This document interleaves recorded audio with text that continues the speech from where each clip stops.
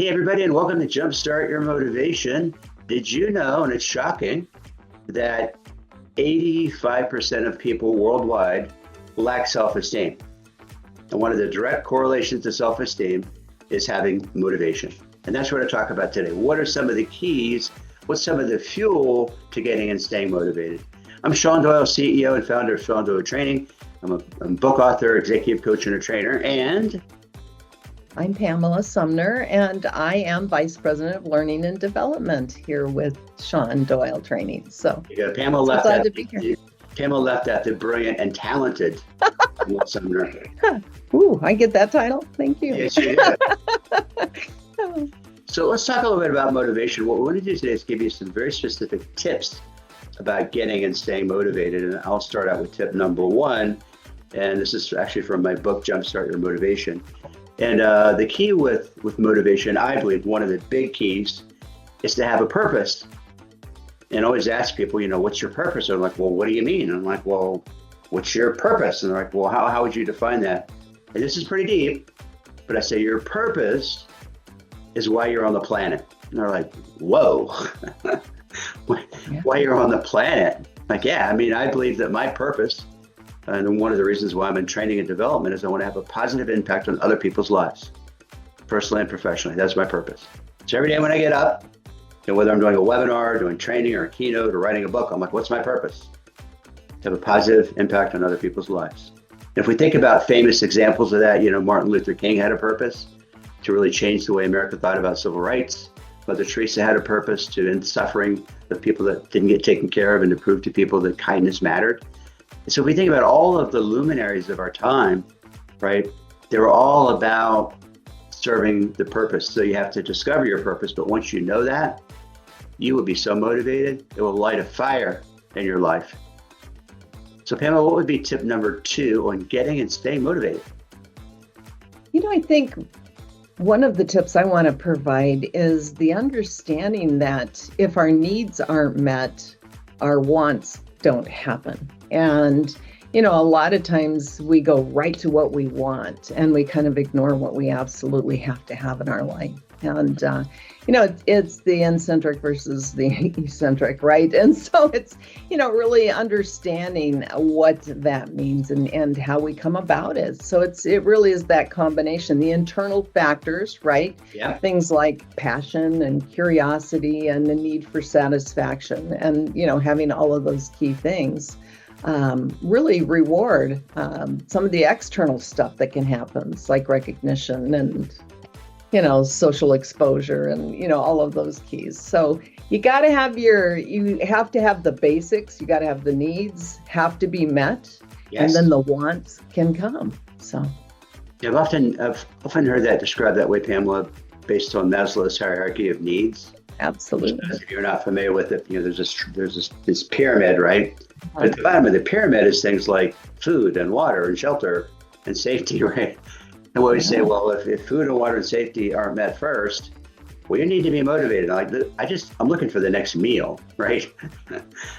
I'm not worried about self-actualization at the top of the pyramid and my goals. I'm just worried about those basic needs first. I think that's a really, really good point.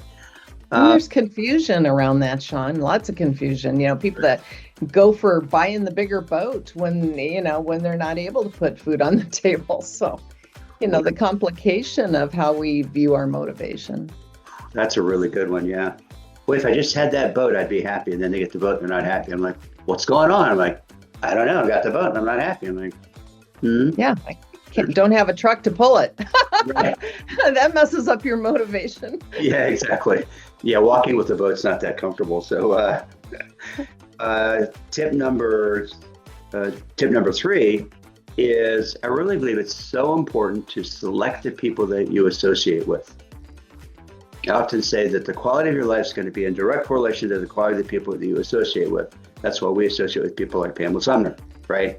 But the idea that, I say this in one of my books, Jumpstart Your Motivation, that there's two types of people. There's ESVs. It's not a very polite term, but it's energy-sucking vampires. Those are people that are very negative and will drag you down with them into the dark side. You don't need to be hanging out with those people. In fact, if those people are your friends, sounds harsh, but you need to get rid of them and not hang out with them because they will drag you down with them into the dark side, right? So what you need to do is surround yourself with energy building champions. These are people that will encourage you, will motivate you, will support you, will say, you can do it. You're smart, you're brilliant, you're smart, right? You can do it. And so surround yourself with those people so that when you call them, instead of getting discouragement, you get encouragement. And so seek to surround yourself with energy building champions. And we, right, surround ourselves with energy building champions because it makes a huge difference in your life. It also makes a huge difference in your level of motivation. So Pamela, what would be tip number 4? Well, I guess I want to add as well on tip number 4 that motivation, it is always based on individual perspective. Identical twins are not going to have the same perspective. And is, and it's that perspective that then creates things that really become motivations. I frequently listen when people talk. I listen for words like, well, what I believe, or my opinion, or what I find value in, or what drives me, or, words like ownership or engagement. And when I hear people speak those words, the tip here is listen for those things because they are telling you about their individual motivators. That's good. That's a really good one. Wow. So we've covered 4 tips already. It just flew by. So now for our 3 bonus tips, which I know you've been waiting for. I'm going to start out with bonus tip number 1 is be careful about your exposure. We're talking about people, right? Don't hang out with energy-sucking vampires and all that kind of stuff. But what about what you read? Well, what about what you watch? And I do find it disturbing, that you'll go on the internet and you see a video and it will be like, this video is not suitable for children, or this video is disturbing. And I'm like, why do we have the video of the woman being attacked by the bear? I mean, in all seriousness, who needs to watch that? And so we do know that our subconscious mind is programmable. Right. What we watch programs the software in our brain. So if you want to get, stay motivated, don't expose yourself to negative videos, negative articles, negative movies, where you're like, kind of down. I'm like, well, look at what you're watching. Yeah. So, be careful of your consumption diet, because what you eat mentally, right, affects what you think, and it affects your level of motivation. Well said. Goodness. The tip number 2, Pamela. Bonus tip number 2. Bing, bing, bing, bing, bing. Motivation changes in your lifetime. All right, it does. And I think, I look at what I'm motivated at this point in my life versus what I was motivated, when I first got into the world of work. Totally different, of course.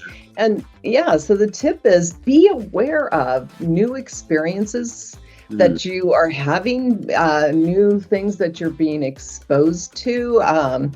And, all of those key outcomes, they all present new and different perspectives. And we pick and we choose, right?